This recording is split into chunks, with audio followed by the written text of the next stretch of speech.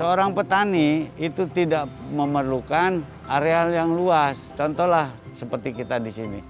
Hanya dengan 325 meter persegi, saya bisa mampu masuk 7.400 lubang. Artinya apa? Kita bisa memaksimalkan areal yang ada. Dan ini cocok banget untuk di daerah perkotaan.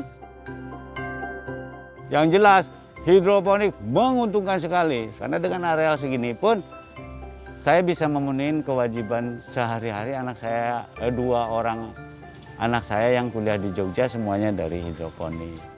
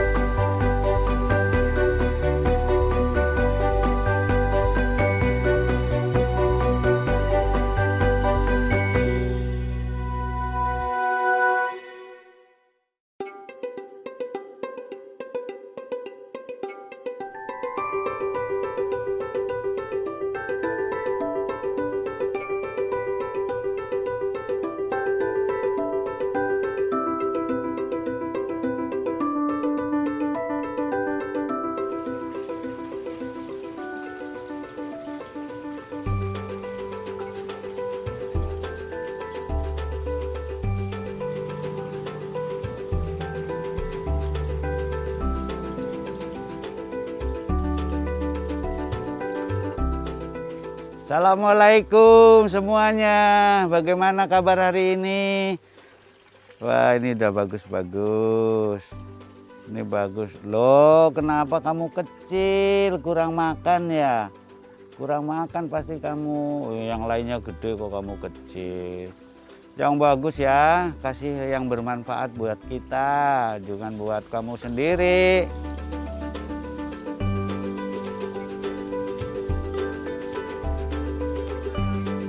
Perkenalkan, diri saya Yuli Endarmanto. Saya memulai merintis aktivitas yang saya lakukan itu mulai dari 2016 sampai sekian, yang kurang lebih sudah 5 tahun melakukan bisnis di hidroponik.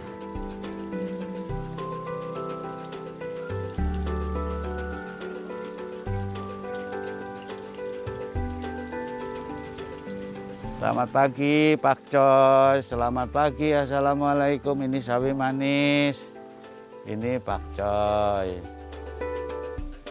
Duh, kok ini ada yang mati juga. Duh, ini kekurangan apa ya ini?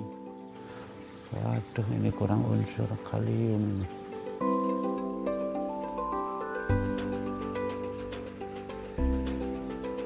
Nah, sebelum saya buat hidroponik dulu, kebetulan satu perusahaan yang tidak perlu sebut saya namanya, itu saya bisa bergabung selama 24 tahun. Nah, kebetulan saya resign, tidak pensiun, dan akhirnya saya melakukan usaha di bidang hidroponik.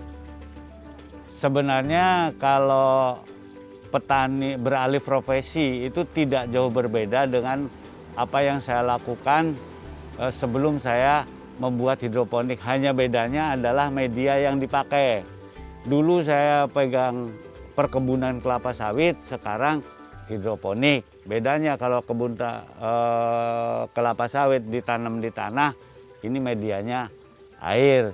Jadi sebenarnya tidak ada perbedaan untuk masalah pengalihan profesi, sama aja. Toh roh sebagai petani itu sudah kebentuk selama sekian puluh tahun. Jadi sekarang hanya meneruskan roh petaninya tersebut.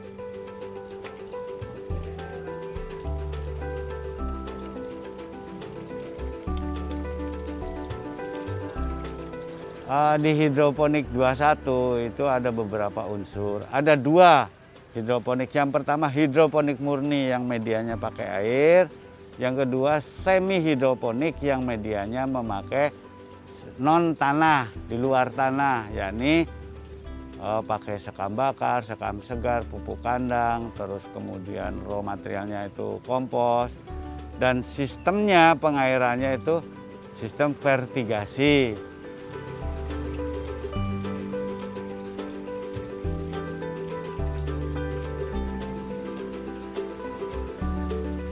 Nah, ini satu guli yang boleh dikatakan kayak guli sampah kalau saya bilang. Kenapa guli sampah?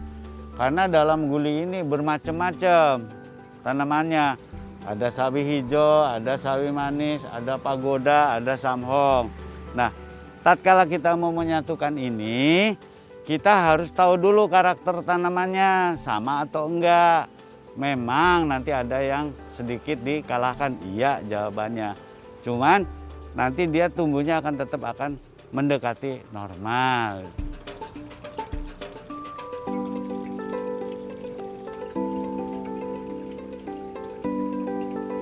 Awal mula ini sebenarnya hidroponik ini ide spontanitas. Tapi karena sebelumnya saya sudah melakukan pembelajaran hidroponik secara sendiri, saya memberanikan diri untuk buka ini. Kenapa menjadi ide spontanitas? Karena saya di areal yang seluas ini 1219 meter ini semuanya dulu itu cabai semuanya. Tapi tatkala di tengah jalan musimnya itu tidak bisa ditebak, akhirnya saya mengambil alih. Gimana caranya lahan saya itu jadi produktif lagi. Akhirnya saya munculkan untuk hidroponik.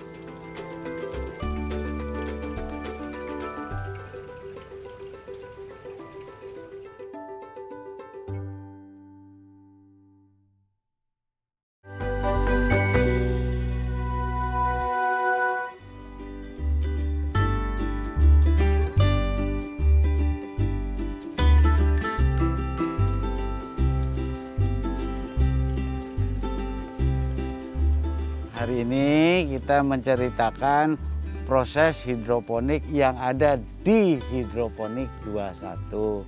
Mungkin kalau di tempat lain tidak sama, tetapi yang dilakukan di sini adalah proses yang kami akan lakukan. Oke, nah tatkala kita ngomongin masalah proses di hidroponik, itu masing-masing tanaman perlakuannya tidak sama. Karena apa? Kita membutuhkan tanaman yang tumbuhnya seragam, bukan asal tumbuh. Oke, nah sekarang kita masuk di nomor 1 dulu, yaitu kangkung. Nah kangkung, kita bahannya adalah biji kangkung dulu. Ini biji kangkung. Nah dari biji kangkung ini, kita nanti coba rendam dengan air hangat kuku selama 3-4 jam. Kita rendam, begitu sudah rendam, baru ditiris anginkan. Kita beralih ke proses yang selanjutnya yang akan nyambung untuk menanam si biji tersebut. Oke, ini adalah sekam bakar. Nggak usah yang mahal-mahal pakai sekam bakar, toh hanya sifatnya temporer. Hanya sebagai tempat tumbuh sementara. Kita coba di sini. Kita ratakan, oke. Nah, udah rata semua, udah oke. Untuk supaya dia mampat, kita coba siram pakai air dulu. Ini disebar. Sebar semua. Sebar, udah disebar. Baru ditutup sekam. Tutup. Oke, ini kita tutup. Berat, sudah. Saya baru kita pindahkan. Pindahkan ke sini. Inilah proses pre-pembibitan yang kita lakukan untuk kangkung. Nah, dari sini nanti kurang lebih 24 jam dia akan sprout. Sprout itu dia akan mulai tumbuh tunas, ya kan? Nah nanti akan bisa seperti ini akhirnya. Nah, di pembibitan ini tidak lebih dari 5 hari. Nah ini contohnya seperti ini. Nah selanjutnya kita ambil rock wool. Rockwool ini dibelah menjadi dua. Dibelah menjadi dua, kemudian ambil bibitnya. Susun bibit yang kita cabut tadi sesuai kipas, seperti kipas. Letakkan di sini. Jeret, baru ditutup. Nah, ini sudah jadi. Set, udah begini, dorong aja sama kita. Set, selesai.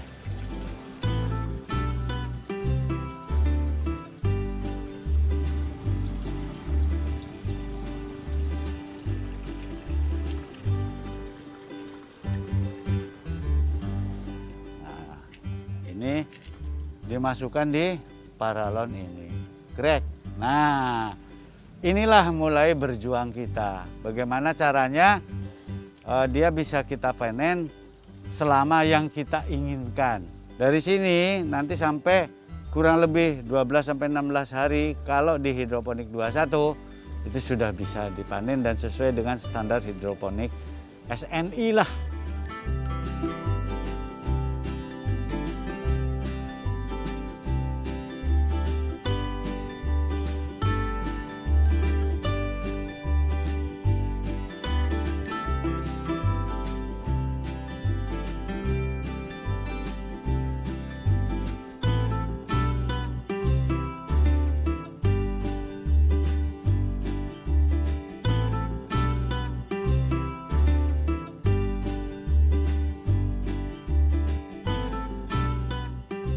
Di kebun kami juga menjual bibit yang siap dimasukkan ke misalnya kita punya instalasi hidroponik di rumah, males membuat bibitnya, kita bisa beli di kebun kami. Contohnya seperti ini.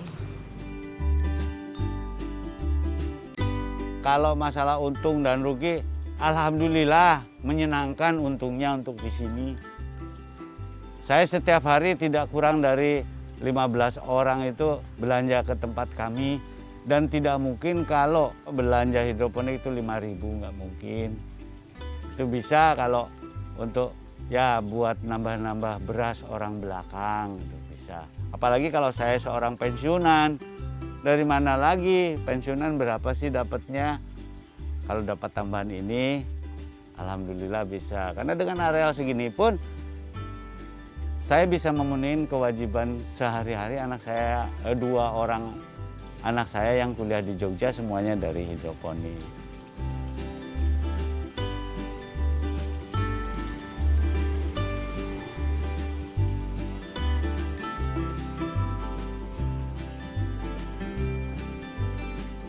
Agak kerap sekali kita ke sini. Bisa 2 kali, 3 kali. Bisa 2 kali, 3 kali. Kadang satu hari itu kadang sampai 2 kali juga.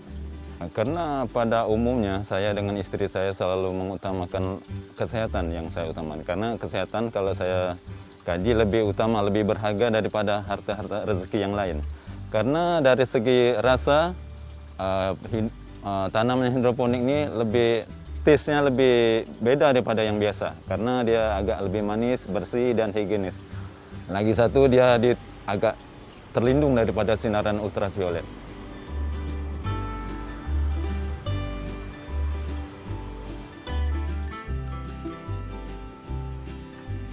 Kalau saya kenali, walaupun saya baru dengan kenal Pak Hendarmanto, dia adalah seorang yang low profile, dia orang yang berilmu, karena dari segi background-nya dia mempunyai latar belakang yang betul-betul solid. Dari segi pertanian, karena dari keturunannya memang semua dia bergerak di bidang pertanian. Pak Hendarmanto dia sudah bergerak di pertanian di kelapa sawit, perkebunan di seluruh Indonesia sampai ke Malaysia.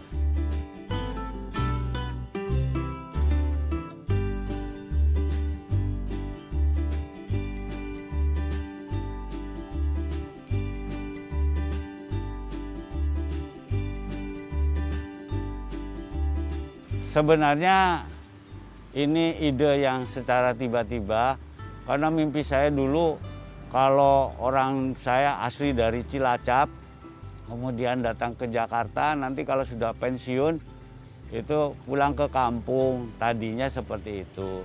Tapi lama-lama saya berpikir yang beralih ke sini ternyata di kota pun kita bisa menjadi seorang petani yang bukan sukses, bisa diandalkan hasilnya, kan seperti itu. Asal kita itu tahu sifat dan perilakunya yang dibudidayakan sehingga kita mendapatkan hasil produksi yang maksimal. Jadi pelanggan jangan sampai kecewa dikarenakan hasil produksi kita.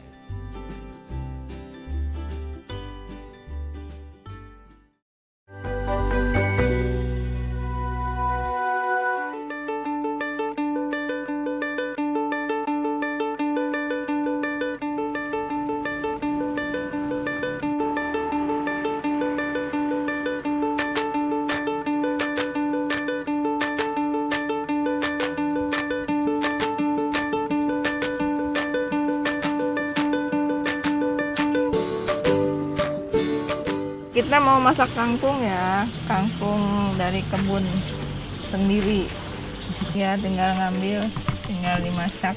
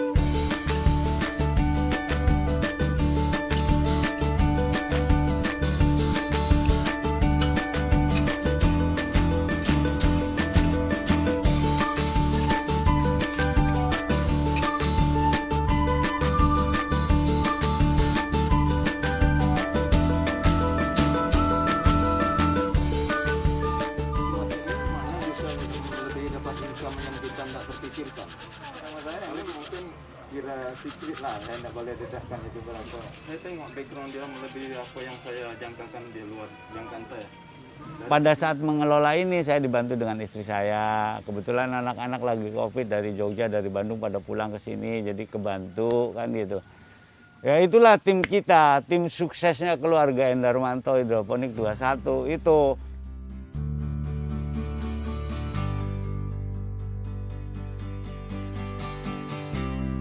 Saya tidak belajar di mana-mana, saya bersifatnya otodidak saja.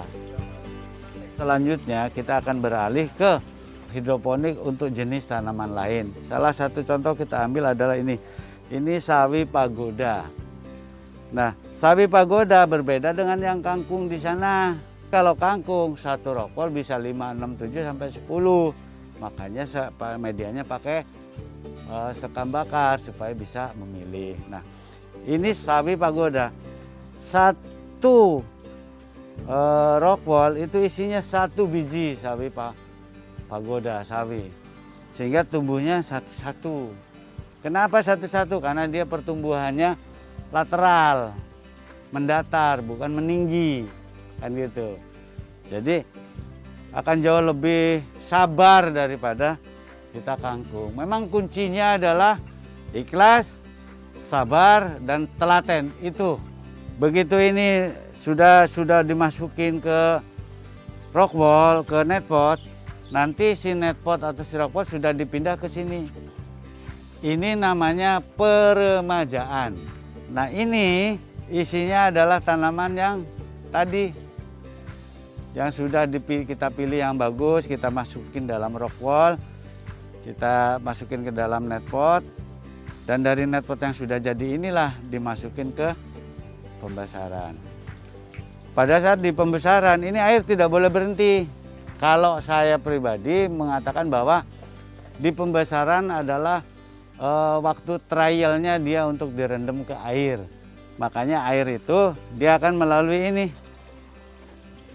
Nah, dia akan terus jalan terus, air nggak boleh berhenti. paling lama 5 hari, paling lama. Tanaman ini yang di peremajaan tatkala daun sejati muncul, itu baru siap dipindah ke paralon pembesaran. Nah, daun sejati adalah ini. Nah, ini nih. Ini. Nah, ini daun palsu. Nah, daun sejati itu yang kecil, yang ini nih. Nah, ini daun kecil. Namanya daun sejati. Artinya dia sudah bisa masak sendiri melalui fotosintesa. Nah, dari sini 5 hari, nah baru dipindah ke sini. Nah, kalau sudah 5 hari. Nih, 5 hari udah gede. Daun ininya udah, ini baru 3 hari di sini nih. Baru 3 hari ini di sini. Ini sudah keluar 2. Nah, gimana caranya? Nutrisinya sudah harus sesuai dengan standar keinginan ini. Keinginan si masing-masing tanamannya.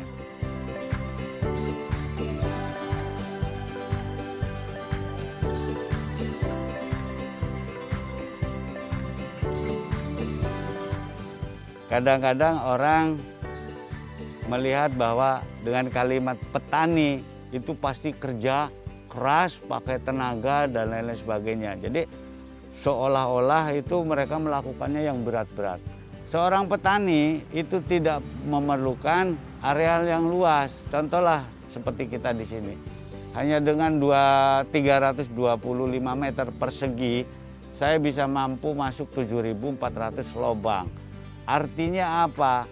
Kita bisa memaksimalkan areal yang ada. Dan ini cocok banget untuk di daerah perkotaan. Sungguh-sungguh sangat-sangat menjanjikan sekali. Untuk anak-anak muda bahwa semakin ke depan, persaingan untuk bekerja itu semakin ketat. Tidak dibutuhkan secara intelijensi yang tinggi, tetapi daya logika pun harus jalan bagus. Ya kan? Satu. Yang kedua, perkembangan penduduk ke depan itu pasti akan bertambah. Sementara lahan kita tetap. Mau tidak mau kita harus mengoptimalkan lahan yang ada supaya jadi maksimal. Kan gitu. Jadi tolong rencanakan sama pemuda. Kalau kalian punya daya, tergantung diri kalian sendiri nanti bagaimana memfeedbackkan ke diri saya mampu tidak, saya mampu tidak, saya mampu tidak. Kalau kamu bilang tidak mampu, alih ke produksi ini, ke hidroponik. Dan saya yakin yang bekerja dengan yang tidak, dengan hidroponik ini tidak kalah. Yang jelas hidroponik menguntungkan sekali. Saya anjurkan ke warga-warga, mungkin masyarakat. Coba, ayo coba. Jangan kita terpengaruh dari mana-mana, jangan. Bangkit sendiri, bangkit sendiri. Itulah konsep hidup. Jangan tergantung sama orang. Tapi bagaimana caranya orang tergantung sama kita, itu baru sukses.